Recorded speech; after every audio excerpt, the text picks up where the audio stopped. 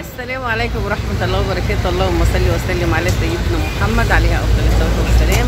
اللي أول مرة يشوف بدك بسيط مع فاطمة ما ينساش يدوس على كلمة الاشتراك ويفعل الجرس عشان يجيلكوا كل جديد. تعملي ايه النهارده يا فاطمة؟ بص أنا لسه جاية من الشغل، يعني مشيت كده لغاية فلفل وقعدت على الرصيف محتارة نعمل أكل ايه النهارده. تمام، أنا معايا 140 جنيه، فتعالوا نشوفوا هنعمله غدا ايه بال 140 جنيه، وهل هيتبقى معانا فلوس ولا مش هيتبقى معانا فلوس. امبارح انا عملت اكل ايه؟ امبارح عملت مكرونه محمره وقضينا اليوم. صراحه امبارح انا الضغط واش عندي وفضلت طول النهار نايمه، جيت من الشغل مقضيها نوم، ما عملتش اي حاجه، هي دوبك عملت مكرونه محمره كده وقضيناها. فانا قاعده عندي فلفل بقى ما اقولكوش. تعالي كده نشوف الاسعار عامله ايه واللحمه عامله ايه، ونشوف هنعمله ايه بال 140 جنيه اللي معانا دول. هنعمل غدا ايه النهارده؟ ممكن تعملي غدا كمان ب 50 جنيه حسب امكانياتك وحسب ظروفك وتمشي عليها. فحابه اشارككم اللحظه اللي انا قاعده فيها هنا دلوقتي على الرصيف، قاعده بفكر اعمل غدا ايه. تمام فيلا بينا نعمل غدا ونشوف كده. لو لسه ما عملتوش لايك اعملوا لايك، اشارككم لحظاتي ويومي بيبقى عامل ازاي. فيلا بينا. بنات لقيت لحمه الراس حلوه، هي ملبسه، بس عندي محمود انا ما بياكلش اللي هي الملبسه، فانا قلت له ايه تعالي حته كده حمراء عشان الواد ما بياكلش الملبسه. ب 160 جنيه جبت نص كيلو عشان اقول لك ازاي تبقى تدبري امورك. والكرشه ب 100 جنيه متنضفه كده ايه جاهزه عنده. اما الكوارع بكام؟ 600 ب 350. اتخضيت والله وافتكرتها ب 600. واللحمه الضاني ب 440 جنيه. تمام، واللحمه ب 280. دي اللي هي الملبسه، يعني دي اللي عندي في الفلفل ده موجود هنا بعد الحديد والصلب، فاحنا اشترينا نص لحمه راس ب 80 جنيه. يلا بقى نفتش في البيت كده. هنروح بقى البيت نشوف هنعمله اكل ايه، ونفتش كده في التلاجة او في التربو نشوف بقى ايه، شويه فاصوليا ولا شويه لوبيا ولا شويه اي حاجه عشان نعمل غدانا النهارده ان شاء الله. فاطمه شكلها مرهق وتعبان جدا والله. انا صاحي من الساعه 4 الصبح، قلقت كده. وعموما فضلت قاعده طبقت غسيل ونشرت غسيل، وفي الاخر رحت الشغل وجيت من الشغل ونعمل الغدا. نشوف هنعمله ايه النهارده، وما تنسوش تعملوا لايك. يلا بينا نطلع. وتعالوا بقى ايه اقول لكم انا لقيت ايه موجود عندي في الفريزر. انا بشيل الحاجات اللي هي النواشف دي او البقوليات بشيلها في الدي فريزر عشان تقعد فتره طويله ومن الحر ما تبصي ولا تسوس ولا يجرى لها حاجه. ان كان عدس او فاصوليا او لوبيا او اي حاجه ناشفه بشيلها في الدرج في الدي فريزر بحتفظ بيها. لقيت شويه لوبيا معلسوده يعني بتاع 4 كيلو. تمام، ودي طماطم اللي موجوده عندي، ودي اللحمه اللي احنا اشتريناها مع بعضينا جبت نص كيلو. هنعمل بقى ايه الغدا بتاعنا النهارده ان شاء الله. هننقع بقى اللوبيا، بس قبل ما نعمل اي حاجه نخلص الحوض بتاعنا دوت الاول، وبعد كده نعمل الغدا بتاعنا ونشمر كده ونستعد ونشوفوا اللي ورانا ايه. المهم لو لسه ما عملتوش لايك اعملوا. تعالوا بقى نتكلم مع بعض كده واحنا بنعمل المواعين بتاعتنا ونخش على الغدا. وتعالي اقولك ازاي تمشي بيتك وازاي تتصرفي. لو انت بتاخدي 100 جنيه مصروف في اليوم، او بتاخدي 300 جنيه مصروف في اليوم، او بتاخدي 50 جنيه في اليوم، كل واحد حسب امكانياته وظروفه. بس اللي انا عايزاه منك اليوم اللي يبقى عندك اكل فيه ومش هتصرفيه، يبقى الفلوس بتاعت المصروف دوت تنزلي تجيبي حاجات خزين في قلب بيتك.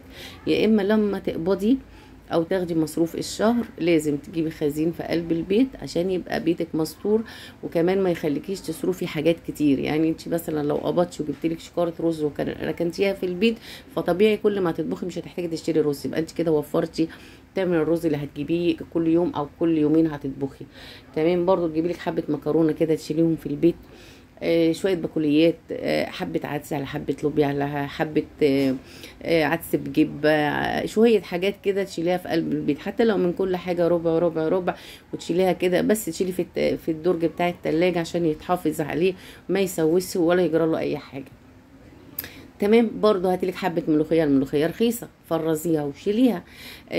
الباميه لقيتي قدام منك باميه، هاتلك 2 كيلو ان شاء الله، تجيبي كيلو في كيلو، مش لازم اقول لك هاتي 3 4 كيلو مره واحده، لا، كل ما تنزلي السوق هاتي كيلو، لان ان شاء الله هتطبخي نص وتشيلي النص. المهم بتطلعي في الاخر ان انت شايله كام طبخه كده ايه في التلاجة، يجي عليكي اخر الشهر تقدري ان انت تمشي امورك بالحاجات اللي موجوده عندك في التلاجة. يعني انا النهارده صرفت 80 جنيه، جبت نص لحمه ب 80 جنيه وروحت بيتي، طلعت شويه اللوبيا ام عين سودا وشويه الطماطم بتاعتي، وعندي رز والحمد لله، والشعريه، وبارك الله في مرزق. فانا بتمنى بناتي كلهم يبقوا مدبرين ويعرفوا يمشي بيتهم. ان شاء الله لو بتاخدي 50 جنيه هتمشي نفسك. انا امبارح اتغدينا واتعشينا ب50 جنيه. والله عملت كيس مكرونه محمره شوربه، كان بكام كيس المكرونه؟ ب39 او ب35. طبعا انا عشان شارياه من لما قبضت، فبيبقى موجود عندي في قلب البيت. تمام. عملت ايه كمان؟ جبت ربع كبده بكام؟ ب50 جنيه من عند الحرش، حتى محمد اللي راح اشتراه. تمام. يبقى احنا عملنا ايه؟ غدا وعشاء والاولاد. انا مش مشكله، انا عندي هم ان هم ياكلوا، فانا عملت لهم ربع كبده هم اليوم الاثنين، والله ربنا مبارك فيه، وبقيته لسه موجود في التلاجة. تمام. وقعدنا كلنا طول النهار من المكرونه بال50 جنيه. ممكن تصرفي في يوم 200، ممكن في يوم تصرفي 300، ممكن في يوم كده يبقى الدنيا على دي وعلى دي، تعملي شويه كشك كده، حبه مسقعه. بس زي ما بقولك، واعملي بنصيحتي، لازم تخلي اكل احتياطي عندك في البيت، ما تشيليش فلوس عشان الفلوس بتطير. اول ما بتقبضي روحي هاتي خزين بيتك، من بصل بقى لتوم لطماطم لبطاطس، الحاجات دي هتقعد، لكن الفلوس اسمعي كلام فاطمه هتطير. تمام. ويلا بينا بقى نشوفوا ايه هنعمله الاكل ايه بتاعنا. الميه غليت ونزلت بلحمه الراس زي ما انتوا شايفينها كده. انا زودت الميه عشان هي بتحتاج سوا كتير جدا، فمش معقوله هطلع الحله الضغط على نص كيلو لحمه. وكده كده انا هبدا من بدري. الحله السلستين ديت بسلق فيها دايما، عشان كده هي لونها متغير، انا عاملاها للسليق بس. تمام. نشيل بقى الريم بتاعنا اللي على الوش دي بعد ما اللحمه كده ايه خدت لها كام غلوه، نصطاد الريم ده كده من على الوش. انا ما بستخدمش ابدا اللحمه الشوربه بتاعت لحمه الراس، ولا الكرشه، ولا اي من الحاجات اللي كده، ما بستخدمهاش. يعني يا دوبك بس تتسلق كويس جدا وبطلعها منها. تمام. وبعد كده بحطها في قلب الصلصه. خرط البصلايه بتاعتي المقطقطه ديت، حطي بقى ايه ورق لوري، حطي فلفل اسمر، وحطي بلحايه كمان. البلح يساعد انها تستوي بسرعه. يعني انا امي كانت بتحط معلقه في قلب الشوربه. البصله هنا اتحمرت، نزلت عليها بمعلقه تومه واديها تقليبه زي ما انتم شايفين كده يا بنات. خلاص ريحه التومه كده ايه تطلع اهو. نحط هنا بقى الورق اللوري، نحطش كمان ورقه، يلا ان شاء الله ما حد حوش. وهنا ايه ده حبهان انا طحناه، بيدي ريحه جامده جدا على فكره، لما بيتطحن بيبقى حلو قوي. خلاص كده نقلب بقى التومه بتاعتنا بالبصل. وهنا كنت صفيت الطماطم بتاعتي وهنزل عليها بالشكل ده. تحط بقى الملح بتاعك، وحط شويه سكر صغيرين عشان تظبط معاكي. تمام. وحبه شطه عندك. تمام. ما تحطيش حاجه تاني. عايزه تحطي فلفل اسمر مفيش مشكله حطي. ده هنا ايه حطينا الملح. تمام. فمن الاكلات الجميله يعني هي بقى لحمه الراس بقى. وسلام لو تعمليها بالفريك بتبقى روعه. اعمليها في الفريك كده في الفرن، ولا صينيه كوسه، يا سلام لو عملتيها في صينيه كوسه بتبقى حكايه. بس طبعا الجيل بتاع الايام دي ملهوش في الاكلات دي زينا زمان. يعني انا عندي محمود ملهوش قوي في الاكل اللي هو السمين. هو بيحب بقى ايه ممكن الطحون مع اللي هو الاكل اللي احنا بنجيبه من عند المصمت. ممكن ده ياكل. خلاص كده حضرنا كده ايه حاجتنا. تعالوا كده نشوفوا هنعمله ايه. هتعملي ايه تاني يا فاطمه؟ عماله اظبط البوتاجاز شمال ويمين. ويلا بينا. جبنا بقى الرز بالمره. حبه شعريه زي ما بقولك كده، بتجيبي الشعريه تخزنيها في البيت، وتجيبي رز تخزنيه في البيت، واملي بيتك من خيرات الله وان شاء الله من كل حاجه حاجه. المهم ما تسيبيش البيت فاضي. تمام يا بنات. وكده بحمر الشعريه بتاعتي في حبه زيت ومعلقه سمنه، وهنا بنشيل نبص كده ايه، لا يكون في ريم تاني على الوش ولا حاجه عشان نشيله من على الوش. لا كده الدنيا تمام. التسبيكه بتاعتنا قربت كمان تستوي، واللوبيا معين سودا، اللوبيا ولا الفاصوليا، اللوبيا معين سودا كمان قربت تستوي. بصوا التسبيكه بقت جميله كده ايه وحمرا. هنحمر برضو تاني الشعريه زي ما انتم شايفين لغايه لما تحمر معانا. تمام بقت جميله كده ولونها بقى حلو. هننزل عليها بالرز بتاعنا. طبعا احنا كنا غسلنا الرز كويس وسبته في المصفى تصفى. اول مره معايرش الرز اصلا، فضيت كده على طول وغسلته من غير ما انا اعايره، فاعذروني بقى. فطلع الرز كتير فمش مشكله، هنشيله بقى في التلاجة. اكلوه بألف هنا وشفا، ما اكلوهوش ابقى اعمل لهم جنب منه كشري، يعني شغال ما بنسيبش حاجه تترمى. تمام. يعني ممكن نعمله نص كيلو مكرونه يتسلق جنب منها. بس الاكل ده يعني ربنا يبارك فيه ان شاء الله يبقى موجود لغايه بكره. يعني انا بطبخ الطبخه بتقعد معايا يومين، فعشان كده بقولك لما تعملي الاكل اعملي الاكل يومين عشان تاني يوم يبقى معاكي المصروف. ممكن تجيبي ادوات نظافه، تجيبي اريال، تجيبي كرور، تجيبي حاجات في قلب البيت ناقصاكي في اليوم اللي انت مش هتطبخي فيه ولا هتصرفي فيه.